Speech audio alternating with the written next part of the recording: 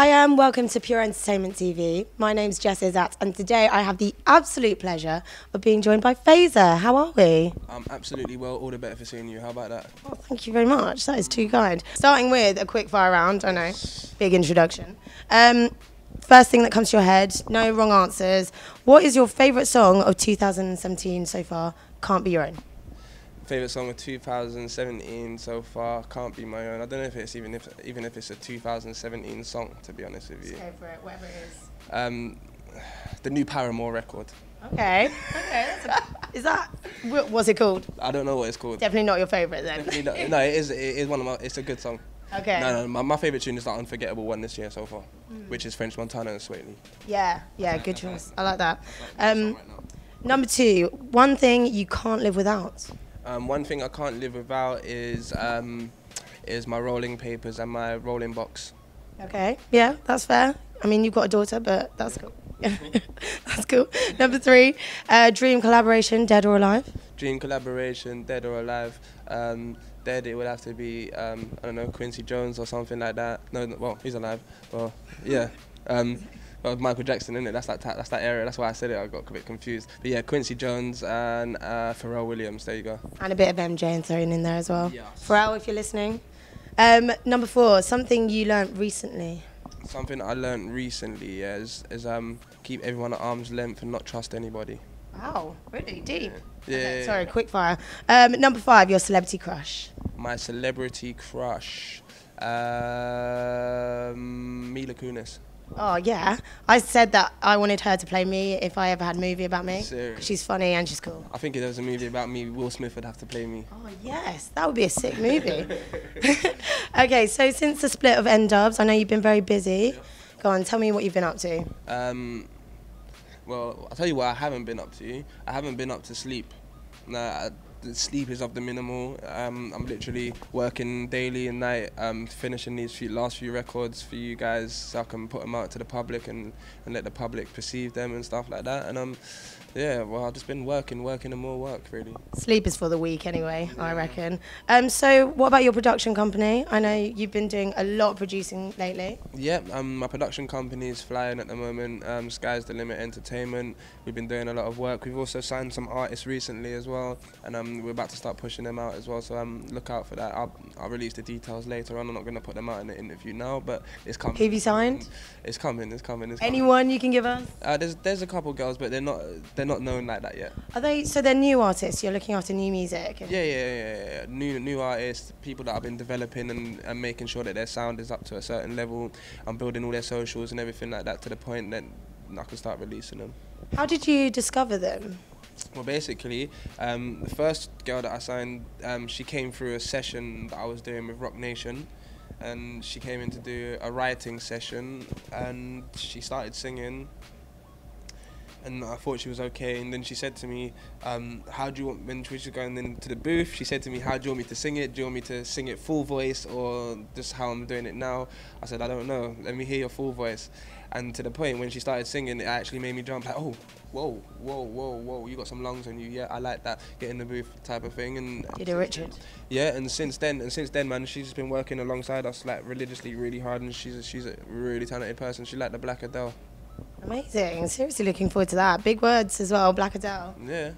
So why did N-Dubs break up in the first place though? We didn't break up. We got to such a high level, such a hiatus, and we'd been working together for so long before we'd even made it. We were working 10 years before we even made it. And before I Swear come out, like we was working 10 years before that, and then the 5 years on top of that. So 16 years we've been in the public eye and working together in the studio. We just wanted to just sit back for a minute, do some solo ventures. I wanted to go and do some production elsewhere and stuff like that. Dappy wanted to put some solo records out, likewise to Lisa. And yeah, we just took it like that, and I've lived my life. I've gone on some holidays. I spent time with good friends and family, and even in that time I've managed to start a family for myself, you know. And it's been good. Whereas if I was touring in that, I may not have started a family, or if I did start a family, I would have missed out on everything, basically. Yeah, fully, 100%. And also, how old were you when you were in N-Dubs anyway? That was so young. You started so young, didn't you? Yeah, well, we got our first break at 20. I was 23 at the time. Yeah. So yeah, I'm only 29 now. So. Let's move on to your latest track, I Woke Up. I love it. I think it's a proper banger, honestly. Thank you. I appreciate that, man. I feel like it's quite a lot different to your other stuff. So like Fireflies, that was with Tom Parker, right? Yes, Yeah. And then what else did you have? Killer. Yeah. It was cool, but it's very different. Yeah, very different. Is that like purposeful move? As a producer and as a writer, I don't like to put myself in a category in a box and say, you know what, Fazer just does one thing, because Fazer don't just do one thing. I can do a rock record, I could do a Magic 105.4 radio type record, like that. or I could do a straight trap ring shutdown type records. I can do them all, and consciously for me, I don't like to box myself, but all the new stuff that's coming is going to be similar sort of wave to I Woke Up and stuff. I've got my sound, I've got my certain sounds that I use for my records, so they're not going to steer away and sound too different, but they're very different.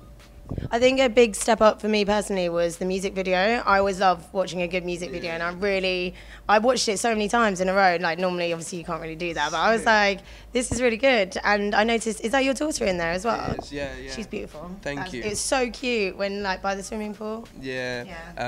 You know, when she jumped on me by the swimming pool, it couldn't have happened. You couldn't have planned that, because there's no way that she was gonna jump on me like that. But it's only that we had the drone inside the house, yeah, and the drone was going towards her, and she got scared. She was like, "Oh, Daddy!" Jumped on top of me, type of thing. But it looked perfect for the video. Yeah. It looked perfect. It was like, oh, it's a great bond type of thing. But yeah, really good, really good. And I noticed as well, you had a few posters of some legends. You had Amy Winehouse faded over like a poster of the Beatles. There was the Rolling Stones in there.